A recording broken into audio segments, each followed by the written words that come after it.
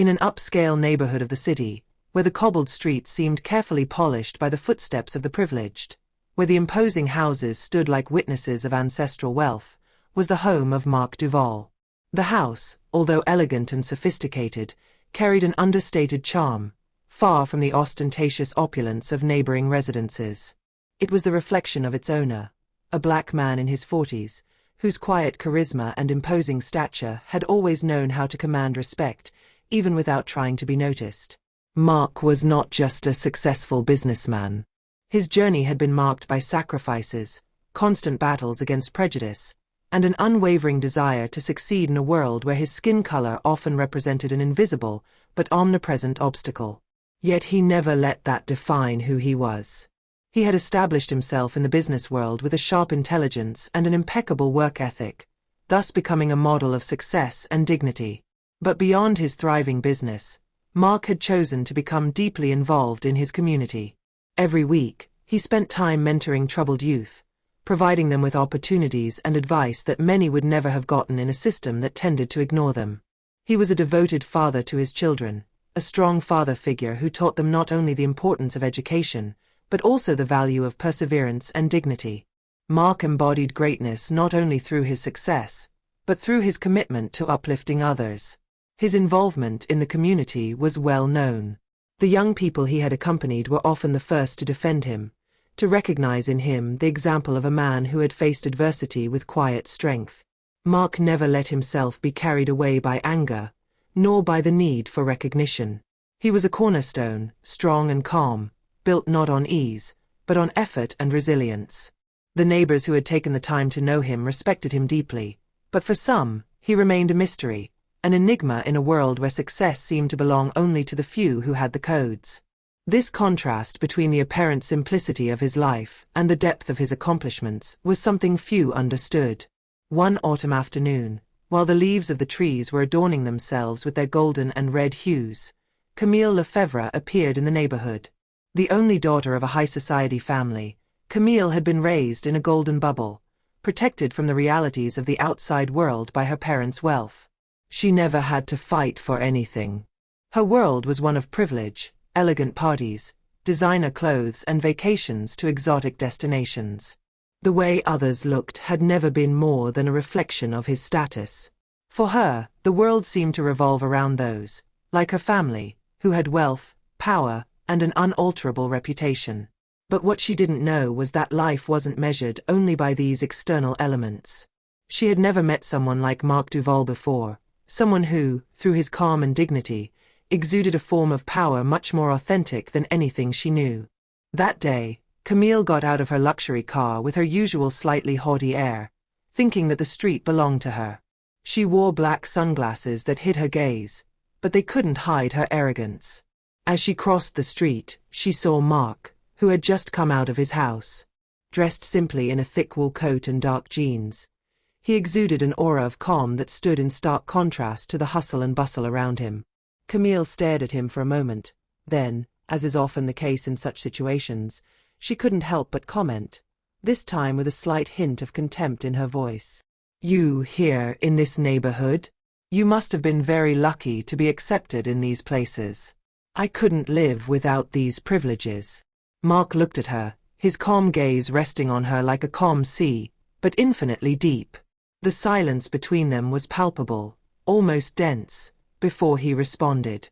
His voice, soft but firm, pierced the veil of arrogance in which Camille had locked herself. Privileges are never the true measure of a person. They define neither value nor integrity. But Camille, struck by the simplicity of Mark's words, felt irritated and provoked. An unfamiliar feeling, almost a mixture of envy and frustration, began to creep inside her. His eyes, cold and distant, stared at Mark as he continued on his way. A feeling of injustice bubbled up inside her. How dare this man, this stranger, speak to him in this way? He had dared to question her with a serenity that only made her uncomfortable. For her, he was just a black man, a man outside of her world, a man who had neither his education nor his privileges. And yet, he seemed to possess something that Camille had never known, a dignity that transcended appearances, an immutable integrity. Integrity.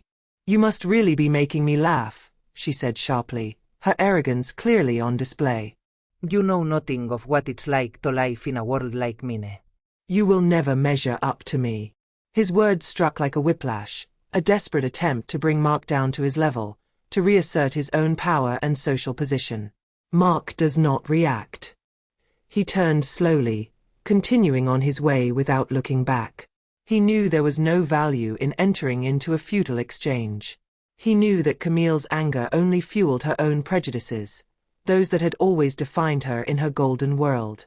He had no intention of justifying or belittling himself. This type of attack, although incisive, did not deserve any response. For him, Camille was just a young woman lost in a world where appearances and privileges seemed to rule everything. He didn't judge her, but he knew she would never understand the depth of what he had to offer, yet. But for Camille, this moment wasn't just a meaningless exchange. No, it was an affront, a questioning of his world. She, who had always been at the top, who had been raised in the certainty that she was born to lead, could not tolerate the idea that a man like Marc Duval could challenge her without being overcome by anger. What she didn't understand was that his pretension would never reach him, that he was a man of much stronger principles than his golden education. But she didn't see that yet. Over the next few days, the incident kept replaying in his mind. Camille sometimes woke up at night, annoyed by Mark's implacable calm, and the idea that he might have given her a lesson in dignity haunted her. She decided that she could not let such humiliation go unanswered. If she wasn't able to surpass him with her power, then she would do it by demeaning him, forcing him to bow before her, like everyone else had done. A few days later, one clear, cloudless morning, Camille made an unscheduled visit. She had entered her mind with the idea of arriving at Mark's house like a conqueror, as if her name was enough to open all the doors. She hadn't called him, she hadn't asked for a meeting. But to her, that didn't matter. In his world, everything was done according to his rules. She arrived in front of Mark's house, a place of refined simplicity, without ostentation but yet imbued with calm and respect. Camille felt comfortable in flashy luxury, but here everything seemed strangely different. It was not the appearance that counted, but the very essence of what was behind those walls.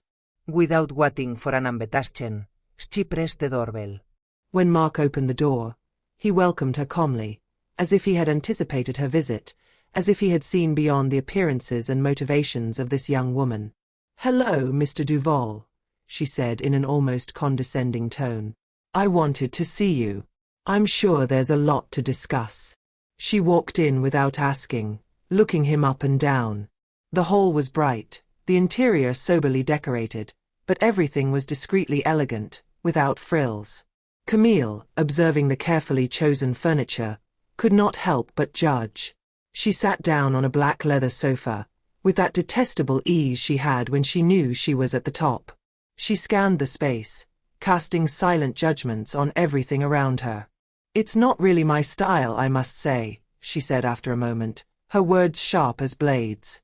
"The walls, the furniture, it all seems a little, how should I put it, too simple for someone of your status, right?" An ironic smile appeared on his lips. "But after all, it seems that you like humility, don't you?" Mark looked at her for a moment without response. He knew his words were just disguised pride, an attempt to belittle him in her eyes. But he didn't let anything show. Now was not the time to defend yourself. He understood that Camille was a product of his environment, a person who did not know that inner wealth has nothing to do with what one can possess on the outside. A heavy silence settled in, and finally, Camille stood up abruptly, as if she could no longer stand the quiet atmosphere of the room. She approached a shelf where an old book rested, a rare copy of poetry, a travel souvenir that Mark had carefully sought out and acquired. She took it in her hands, leafing through the pages without really reading them, and, like a masterstroke, blurted out, still with a mocking smile, "You know, it's not every day that I come across someone who pretends to be someone they're not. A man like you, in a place like this, doesn't seem credible to me." Camille's words floated in the air like thrown knives. The humiliation was there, subtle but clear, a criticism disguised as a simple observation. Camille, in her superior mind, believed she could make him waver with a simple comment, but what she didn't know was that the certainty he had in himself was unshakable. Mark, impassive, looked at her, not flinching under the pressure of her harsh words. He was not the type to react in the moment, nor to try to prove anything to someone who would only look for his weaknesses to better exploit them. But he knew, more than anything, that you should never miss an opportunity to assert your integrity. Camille, by dint of spewing her disdain at him, thought that he would succumb to humiliation, but that was precisely what she did not understand. The man she saw before her did not live under the yoke of social recognition or the gaze of others. Then, in a deliberate gesture, Camille approached a piece of carved wooden furniture, as if the object could offer her a pretext for arrogance. She grabbed a leather book, leafed through it quickly, while saying almost like a well-thought-out barb, "You certainly got in touch with powerful people to get there, didn't you? I bet you must have had a little help. But tell me, Monsieur Duval, how did you end up being the friend of these people? Is it your charm, or simply arrangements in favor of?" Her words trailed off, sliding gently but inevitably towards the accusation. She imagined she had grasped a flaw, a weak point that she could exploit. Mark, observing every gesture, every syllable, waited for the flow of his accusations to calm down. Then, with measured steps, he stood up. There was neither haste nor flash in his movement. His gaze, always fixed, showed nothing. He approached her with a disconcerting calm, but his words, when they left his mouth, struck with the precision of a cleaver. You don't know me, Camille. You don't know anything about my story. About the way I had to fight against the gaze of others, against the obstacles that some people placed in my path simply because of the color of my skin. But that never stopped me from moving forward. What allowed me to be here today was my own determination, my work. Not arrangements like you suppose. The words echoed through the room. They were neither carried away by anger nor dictated by pride, but rather the fruit of a life of struggle and conviction. Camille, frozen for a moment, felt a strange pang in her heart. It wasn't shame that dominated her, but rather a much more disturbing realization. Her legs wobbled, but before she could muster any response, she pulled herself together and, in a final burst of misplaced pride, she replied in a dismissive tone, "Anyway, I did all this for nothing. Your situation is just luck, and you are still a stranger in this world." She turned on her heel, leaving without delay, hoping that her words would drown out what had just happened. But Mark, once again, remained unmoved, reacting only with the quiet force of his presence. He knew that this meeting was not over yet.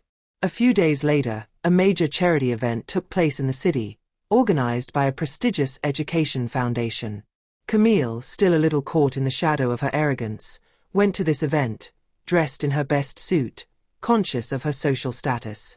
The place was beautifully decorated, a meeting of the city's greatest personalities. She made her way through the guests, but upon entering the great hall, a figure immediately caught her attention. Marc Duval.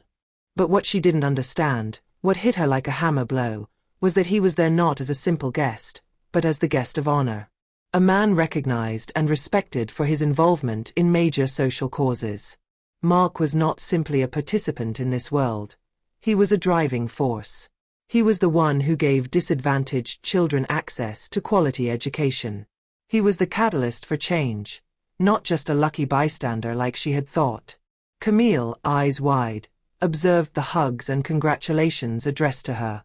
There, before everyone's eyes, she was forced to admit that her assumptions were not only wrong, but devastating. A flood of panic took hold of her. His arrogance had exploded into 1,000 pieces. She tried to blend into the shadows of the room, but her legs, suddenly weak, betrayed her. She wanted to disappear. But before she could slip away, Mark, with a calm step, walked towards her. His eyes no longer had that glint of challenge, but a quiet, almost benevolent serenity. Without any trace of vengeance in his voice, he held out his hand to her, and with firm gentleness he said, "You know, Camille, the truth always reveals itself. Sometimes it catches up with us where we least expect it." And that was it. Nori sounding reprimand, no sense of triumph. He knew that his true victory lay in the dignity he carried, not in the illusion of his social importance. Camille, more dejected than ever, lowered her eyes, finally recognizing what Mark had wanted to tell her. Dignity was not found in appearances, in power relations, nor in the swelling of wealth. It was built, step by step, through trials and resilience in the face of life. With one last look, Mark walked away, once again master of his destiny, while Camille, although broken in her certainties, now knew that a man's soul was not measured by the fortune he accumulated, but by the way he faced invisible battles.